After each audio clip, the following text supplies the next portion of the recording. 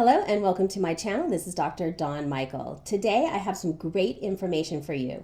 If you're in a relationship, if you're searching to be in a relationship, this is going to help you tremendously. So the title is The Most Important Thing in a Relationship. But before I jump into that, I just want to give you a recap on what's going on with me. So this weekend was Father's Day, and I hope all of you wonderful dads out there had a great Father's Day.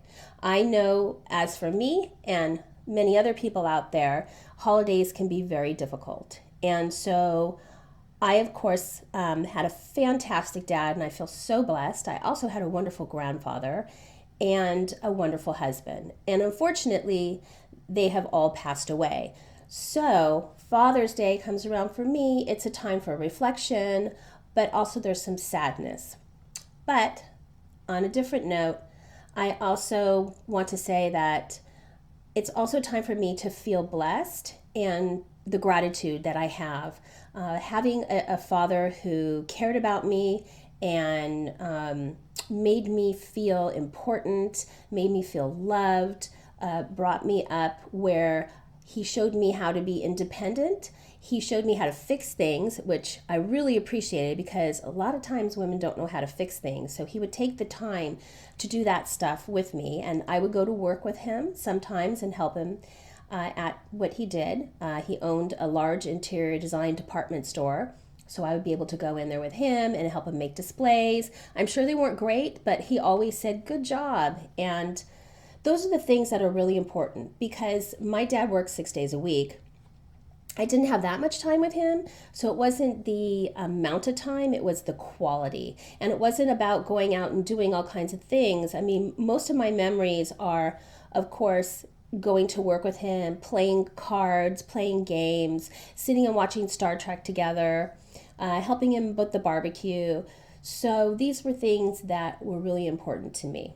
So I hope that all of you can think back of some of those good memories. And if your dad's raising daughters, raising boys, it's really important to teach them the skills and do it with them. And it's just something that's so important. And I think nowadays we're so focused on other things that we forget, like, wait, how do you cook a meal? Or how do you fix a toilet? Or how do you put a picture up?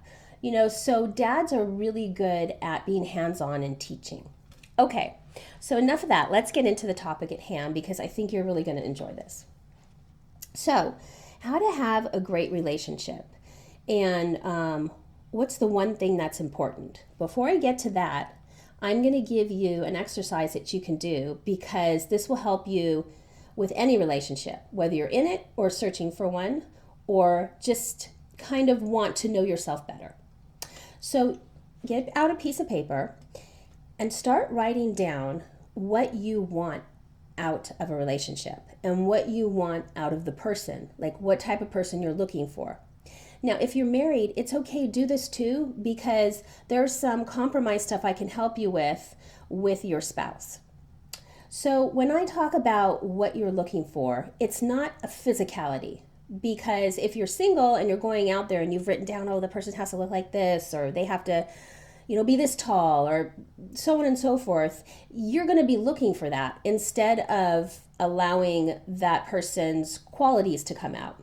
And then you'll really know because you're going to write down a couple things in there that will show you, oh, this is definitely somebody who fits that description.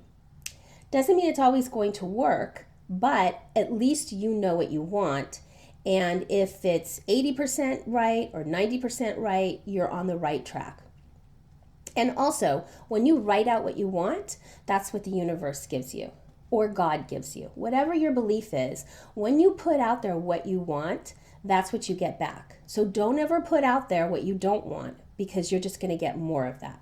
Okay, so in this description, I want you to write down things like, I want the person to be respectful towards me. I want them to be loving. I want them to be a good person. I want them to be fit. I want them to be smart and maybe even some type of hobby that you'd like them to enjoy or hobbies with you. what you want that person to be like with you. And so make your list, make it long. You want it to be a long list, but you want it to be in 3 sections. So the first section is, if the person doesn't meet that first section, you can't even go on to the second or third section. So that first section would be, they have to be honest. I'm talking about qualities that are important to you. Respectful, trustworthy, a good communicator. Whatever it is that is core to you has to be in that area. And so when you meet someone, you'll know pretty close or right on like the first couple of dates if they're actually going to even meet that criteria in section 1. And if they're not, don't even go further, because those are core issues you can't change. It's really difficult to change those core issues. Okay, in section 2, those are also important to you. But there may be a little wiggle room. So it's like, okay, they fit section 1.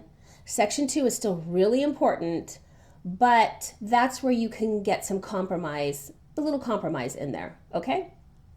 Section 3 is stuff you would like. It's like, oh yeah, I would really like them to fly a plane, right? But okay, if section 1, they fit, section 2, they're great. Okay, maybe section 3, they don't know how to fly a plane, right? Or sail a boat, or I don't know. Something that you would like, but it's not a deal breaker. And that's where you get this idea of 80 to 90% when you're going through and you're counting. It's like, oh yeah, they fit section 1, section 2, section 3. Maybe there's some stuff in there they don't, but it's okay. So that's so important, because then you're learning about yourself. Like, what do you want? What makes you happy, content, fulfilled? And oftentimes people will expect the other person to know what you want, and that's not possible. You have to know what you want, and then you have to tell the other person what you want. Okay? So that's a really big factor when it comes to this. Okay, so now I'm going to tell you the most important thing, and then I'm going to go over why, okay, and why this is so important in any relationship you're going to have, or any relationship that you're in. And it boils down to, how do they make you feel? All right, and people get very confused with this, but again, this is so important, because when you realize how fights start, or if you become resentful, it's all about feelings. Like, how do you feel? How do they make you feel? At the end of the day, when you're in a good relationship, probably you should be feeling at least 80 to 90% of the time that you're content, that you're, I don't like to use the word happy, but they bring joy to your life, and that you feel safe, that you feel needed and wanted and adored, whatever that is important to you, because within that list on number 1, where I told you those really basic things, if they hit all of those basic things and they make you feel that way, then that's going to be a successful relationship, okay? And when you get in a fight, it's usually a misunderstanding, and it's usually about hurt feelings. And that is, I'd say, almost all fights really boil down to you're hurt. Your feelings are hurt.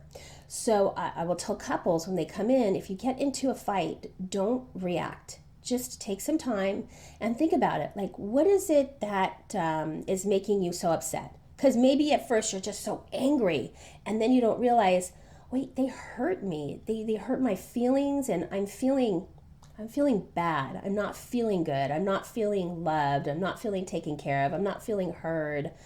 I'm not feeling special or important. And that's another one too, is not feeling important. Like, do they realize that maybe I'm going through this? Well, they're not going to realize it unless you tell them. So that's another aspect of it, why it's so important to have good communication. And so somebody is not going to be able to guess what you're feeling. And oftentimes people get it wrong, and that's where also fights happen and resentment and hurt and all that. So you have to be really clear, like, well, let's say you get in an argument. What did it make me feel? Oh, it made me feel this or it made me feel that. Well, how do I resolve it? Okay, that's the next step. So you understand how it makes you feel, and now you think of things like, okay, what can I tell that person that's going to make it so that I can resolve these issues and it won't happen again? Because that's the whole point. In a marriage, when resentment builds up, it's something that happens over and over again and it never gets resolved. And especially for women, when you build up resentment and things don't get resolved, number one, you don't feel intimate with your spouse. You start to pull away because you feel like you're not being understood or heard, or your feelings are hurt and you're angry. And so for women to relax and to be intimate, to actually have an orgasm, they can't have that resentment, that they just can't have the resentment there. It doesn't work. So issues really need to be resolved. And for men, they get upset if, let's say, their wife is not wanting to be intimate with them, and maybe they're just going to be pissy about certain things, and it's going to make it worse because they didn't resolve the problem. And it may not be the husband's fault or the wife's fault. It may be that they just don't know how to communicate with each other. And that's really a lot of it. It's like they don't know why they're feeling that way or how to resolve it. Now, if you know how you're feeling, if you tell your partner how to resolve it, and then they don't do it, or they don't hear what you're saying, or they don't care enough, then that's not a healthy relationship. It's just not healthy. And unfortunately, some marriages live in this unhealthy place for a long time until people either get help or get out of the marriage. If you're just in a new relationship or you're looking to meet someone, you'll know pretty, within the first 3 months or so if it's going to be healthy. Now, when I was in my marriage, where the dad of my children, I would tell him everything that I was feeling, and I was very specific. And what happened is there was never any resolution or any taking responsibility. It never got resolved. And so that going on for years and years and years, it doesn't make for a healthy relationship. And at one point, it affecting my health to the point where I felt sad, I felt down, I felt sick, I felt upset, and I was just dealing with that day after day. And that is not a good place to be in. It's just not healthy. And so you have to take that into consideration. My late husband, he and I, in our relationship, we resolved a lot of issues. We communicated, and I explained to him in detail, this is how I feel, and he explained to me, and we were able to work through that, and we were able to come to an agreement. And so we did that very early on, and we had a lot going on with kids and just a bunch of other stuff where most people wouldn't have been able to make it work. But because we were both mature about it, we both understood our emotions, and we were able to communicate with one another, we worked through a lot of issues. And so that's how you have a mature and healthy relationship. So if you do those things, and please watch this video with your spouse, and you work on those things together, then really the person in the end, 80% of the time, 90% of the time, you're going to feel good with them. You're going to feel loved. You're going to feel happy. You're going to feel joyous. You're going to feel secure. You're going to feel like they're your best friend, and that as a partner, as a team, you can tackle anything, because life is not easy a lot of the time. It brings in, there's There's stress out there. There's people that are sick. There's stuff outside of your family you don't often have control of. There's work issues, kid issues. All of that stuff can put a strain on a relationship. But if in that relationship you're a partnership and the two of you work well together, that means the two of you can resolve those problems. You have someone who is standing by your side. You have someone who's cheering you on. You have somebody who is your partner and you're going to help each other.